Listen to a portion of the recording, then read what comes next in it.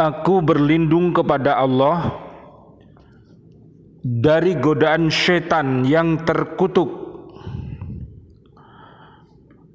dengan menyebut asma Allah yang Maha Pengasih, Maha Penyayang.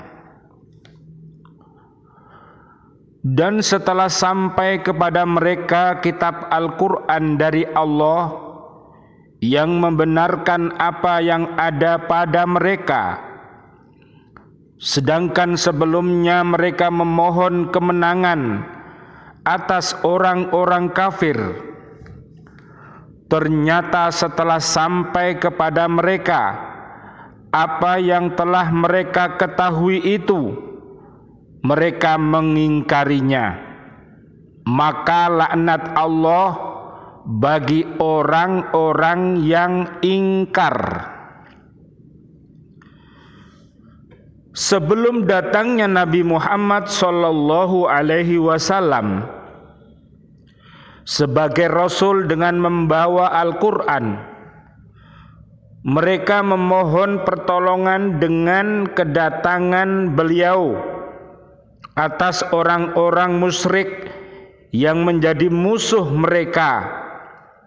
Mereka orang-orang Yahudi sesumbar kepada orang-orang musyrik.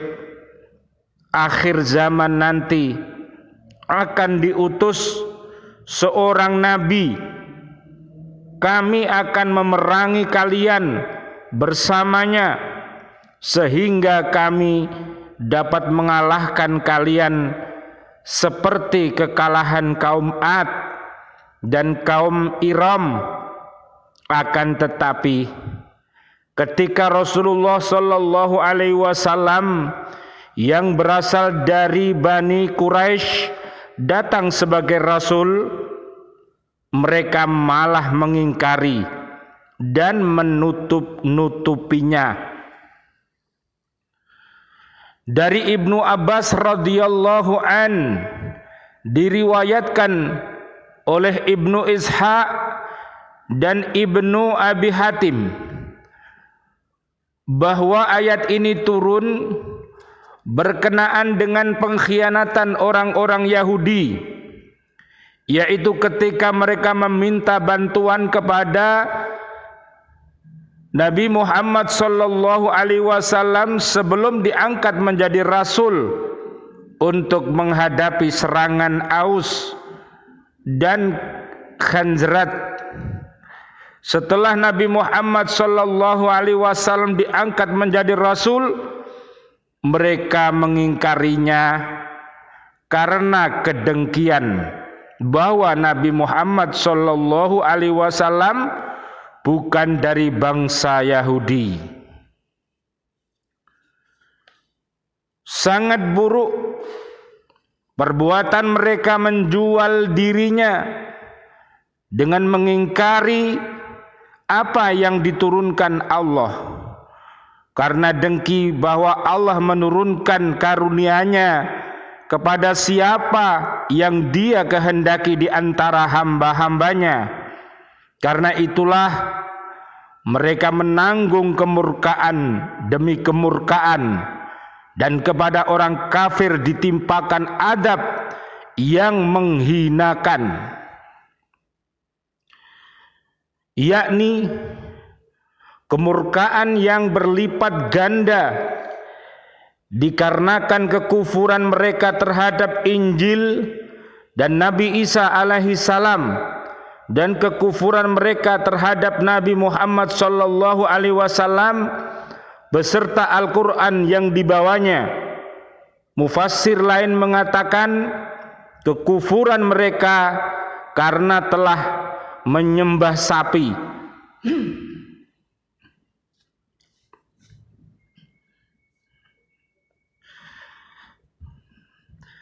Dan apabila dikatakan kepada mereka, berimanlah kepada apa yang diturunkan Allah Al-Quran, mereka menjawab, kami beriman kepada apa yang diturunkan kepada kami, dan mereka ingkar kepada apa yang setelahnya.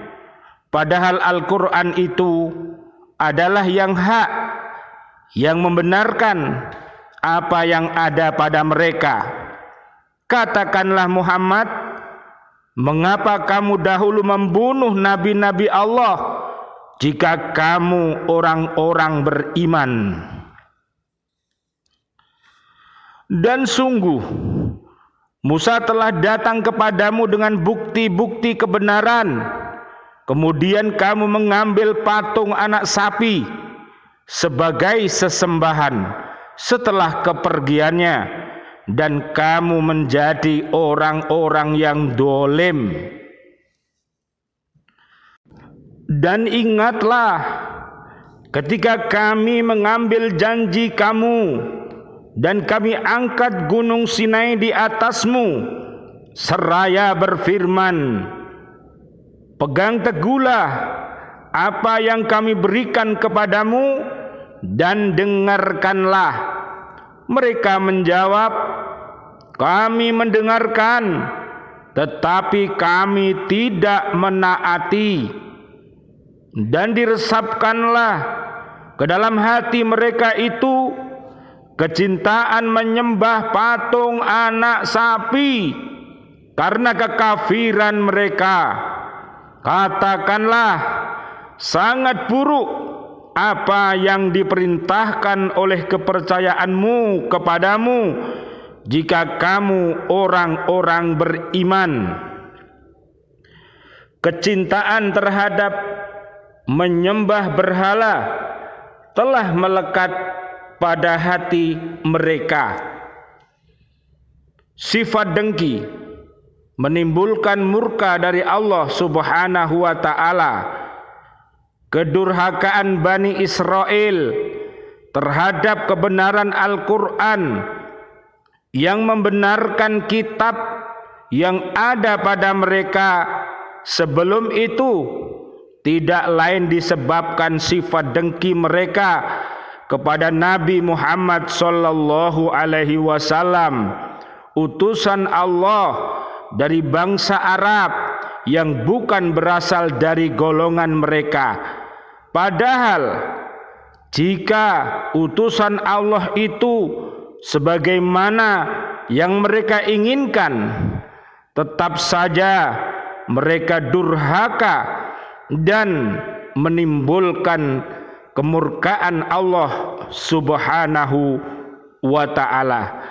Surat Al-Baqarah ayat 90. Maha benar Allah dengan segala firman-Nya, dan dialah yang maha agung. Wassalamualaikum warahmatullahi wabarakatuh. Waalaikumsalam warahmatullahi wabarakatuh.